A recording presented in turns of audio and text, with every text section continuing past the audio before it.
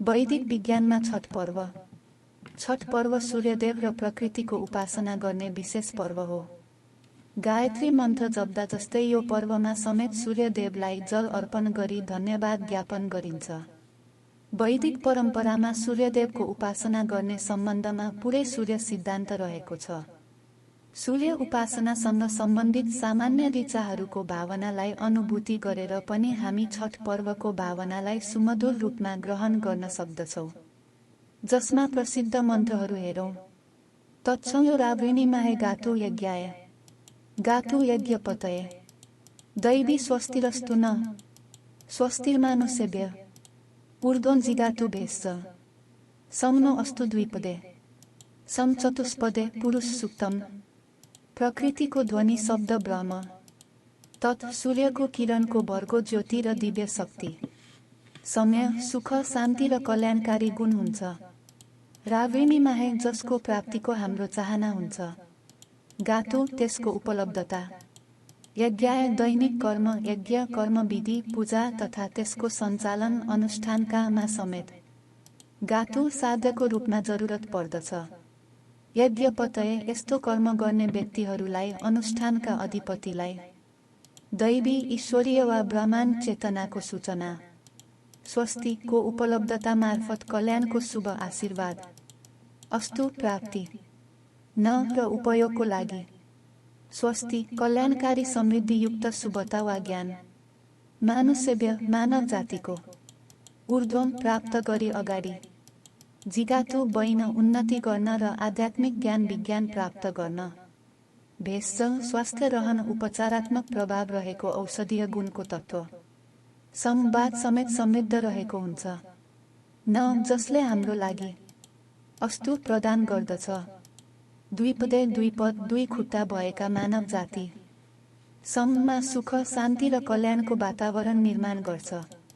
चतुष्पदे चतुष्पद चार खुट्टा भएका पशु तथा जनावरको समेत। पुरुष सूक्तम पुरुष सूक्त सृष्टिको आदि शक्ति बारेको स्तुति। भावार्थ सूर्यको भरको ज्योति र दिव्य शक्ति सम्पूर्ण प्राणीहरूको कल्याण, शान्ति र समृद्धिको दृष्टिमा अत्यन्त उपयोगी रहेको छ। सूर्यको किरणद्वारा प्राप्त प्रकाश औषधीय गुण र जीवनको ऊर्जा निर्माणमा भूमिका खेल्दछ। त्यसको भरको ज्योतिको सहायताले गरिने चिन्तन, मनन, ध्यान आदि मार्फत सम्पूर्ण मानव जातिले आफ्नो उन्नति, प्रगति र सुखमा योगदान पुर्याउन आफूभित्र नै अव्यक्त रहेको वैज्ञानिक र आध्यात्मिक ज्ञानहरूलाई ब्रह्माण्ड चेतनाको सहयोग मार्फत अभिव्यक्त गर्ने भूमिका खेल्दछ। सूर्यदेवको उपासनाको महत्त्व सम्झाउने सूर्यदेव मार्फत प्राप्त हुने उज्यालो, भरको ज्योति र सकारात्मक ऊर्जा आदिको लागि सूर्यदेवसँग धन्य बन्दै कृतज्ञता व्यक्त गर्न यो सूक्तको सन्देश प्रभावकारी हुनेछ। आदित्याय च सोमाय मनसे मित्रावरुणयो, वरुणाय सरस्वते मह्यमिन्द्राय मन्त्रयेत्। ऋग्वेद मण्डल 1 सूक्त 150 मन्त्र 4। आदित्याय सम्पूर्ण विश्वलाई उज्यालो र जीवन प्रदान गर्ने आदित्य सूर्यदेव च, साथै त्यसको परावर्तन जस्ता अन्य प्रभाव। सोमाय चन्द्रमाको शीतलता, शान्ति, मानव भावनात्मक स्थिरता निर्माण गर्ने प्रकाशको किरण। मनसेले मनलाई, विचारलाई, भावना तथा मनोवैज्ञानिक सबलता निर्माण गरी ध्यान आदि मार्फत आन्तरिक शान्ति र आनन्द उपलब्ध गराउने। मित्रावरुणयो सौर्य शक्तिको प्रतीक रूपी वरुण जल देवता, जसले जीवनलाई सन्तुलनमा ल्याएर जीवनमा शक्ति प्रदान गर्छन्। वरुणाय जल र समुद्रका देवता वरुणलाई जीवनदायी जल प्रदान गरेर पृथ्वीको संरक्षण गर्न भूमिका खेल्दछ। सरस्वती विद्याकी देवी अर्थात् ज्ञान, बुद्धि र सृजनशीलता निर्माण गर्दछ। मह्यम हामी सबै यसको समुचित उपयोगबाट, प्रार्थनाबाट लाभान्वित बन्न सक्दछौँ। इन्द्राय हाम्रो स्नायु प्रणाली, देवताहरूका राजा इन्द्र सक्रिय गर्दै शक्ति र आत्मबल निर्माणमा सहयोग गर्दछ। मन्त्रयेत् यसको समय अनुकूल प्रभावकारी उपाय मार्फत मन्त्रद्वारा सम्बोधन गरी सदुपयोग, पूजा अर्चना, ध्यान आदि गरेर त्यसको पूर्ण फाइदा प्राप्त गर्न सकिन्छ। भावार्थ आदित्य अर्थात् सूर्यदेवको उज्यालोले जीवन प्रदान गर्दछ। सूर्यको परावर्तित किरण जीवनमा मनोवैज्ञानिक ऊर्जा भर्दछ। चन्द्रमाको प्रकाशको शीतलताले स्नायु प्रणाली शान्त गर्दै भावनात्मक स्थिरता निर्माण गर्ने र हाम्रो विचार, भावना र मनोवैज्ञानिक सबलता सुदृढ गर्दै आन्तरिक शान्ति र आनन्द प्राप्त गर्न सहयोग पुर्याउने गुण बोकेको हुन्छ। वरुण सौर्य शक्ति निर्मित जल देवता हुन् जसको भूमिका जीवनका सबै पक्षलाई सन्तुलनमा ल्याई ऊर्जाशील पार्दछ।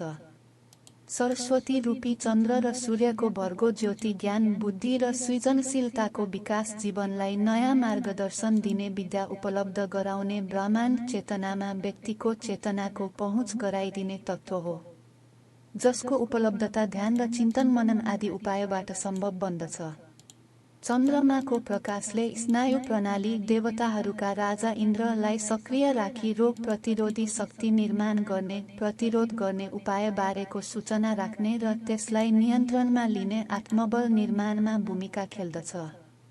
पूजा अर्चना, ध्यान आदि मार्फत यी सबै शक्तिहरूको, देवताहरूको समयानुकूल प्रभावकारी उपयोग गर्न उपाय, मन्त्र पहिचान गरी हामी आफूलाई स्वस्थ र आनन्दित बनाउन सक्दछौँ।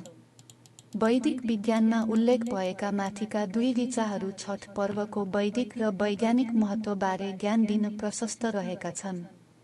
छठ पर्वको बेला हामी किन सूर्यदेव, चन्द्रदेव र वरुणको पूजा, उपासना र ध्यान गर्ने गर्दछौँ भन्ने कुराको चुरो तथ्य समेत यी ऋचाहरू मार्फत सङ्केत भएका छन्। त्यस्तै हामीले परम्परागत रूपमा छठ पर्वको अवसरमा अभ्यास गर्दै आएको व्रत, समय अनुरूपको खानपान र जीवनशैलीको आफ्नै गहिरो वैदिक, वैज्ञानिक र मनोवैज्ञानिक महत्त्व रहेको तथ्यबारे हामी जानकार नै छौँ। सूर्यको प्रत्यक्ष तथा परावर्तित ऊर्जाहरूलाई सदुपयोग गर्दै आफ्नो जीविकालाई प्रकृति मैत्री गर्दै आफूलाई प्रकृतिसँग एकाकार गर्ने अनि त्यसै अनुरूप आफ्नो भावना र चाहनाको विकास गर्ने हेतुमा हुने छठी मैयाको पूजा हाम्रो आफ्नै माटो सुहाउँदो उत्कृष्ट वैज्ञानिक परम्परा रहेको पुष्टि यी तथ्यहरूले गर्ने गर्दछ। छठ पर्वको सबैमा शुभकामना।